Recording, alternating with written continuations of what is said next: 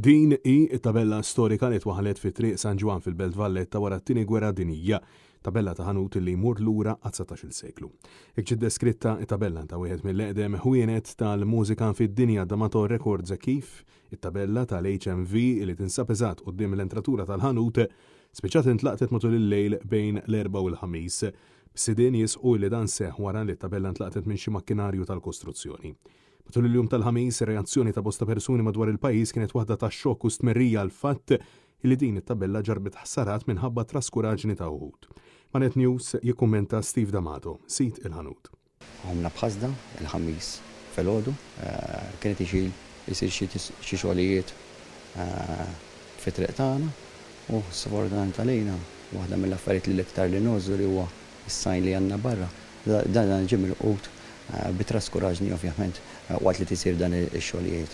Aħna laqas ġejna informati li ġara dan il-każ, iżda kellna nindunaw aħna l-ħamis li dan is-sajn li hu tant maħbub għalina ġie milqut u wieħed jista' jara fl-immastatijat. Wast qari li din it-tabella kienet saret simbolu tal-Belt Valletta mfittxija minn bosta kemm turisti kif ukoll kmamar tal-ħabarijiet internazzjonali minħabba l-valur storiku illi għandha. Ringrazzja lill-poplu kollu tal-kuraġġ li għamlilna f'dan il-moment diffiċli, dan għalina huwa valur sentimentali ħafna lix dan it-qiegħed eżatt wara l-gwerra, jiġifieri għandu valur sentimentali ħafna, nossuh ħafna dan wieħed iqis li huwa sajn illi kemm il-Malti jozzuh kif semmejta jeb inti fil-fatt ir-reazzjoni kienet waħda kbira u bekk aħna nirringrazzjaw lil kulħadd.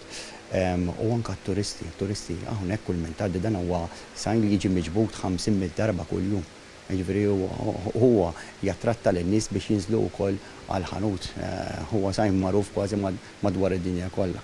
Steve D'Amato spjega li issa jridu jaraw x'inhi l-possibilità li din it-tabella tissewwa. Dak huwa sajn wieħed mill-iktar antiki ovvjament li kien fis-stat sajdu tajjeb ħafna miżmu fis-sajt tajjeb ħafna minn kelli għaddew dak iż-żmien kollu u l-affarijiet li qala ġew fih.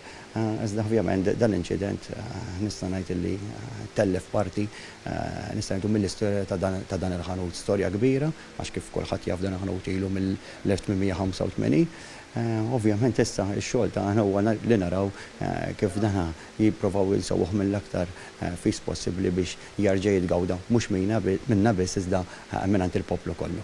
Dan mhux l-unika artefatt storiku li ġarrab ħsarat estensivi fil-Belt Valletta wara li telephone box ta' żmien l-Ingliżi spiċċat imfarka għal kollox meta fl-aħħar jiem irreversja fuq trakk bil-kumpanija responsabbli minnu fih refet responsabilità.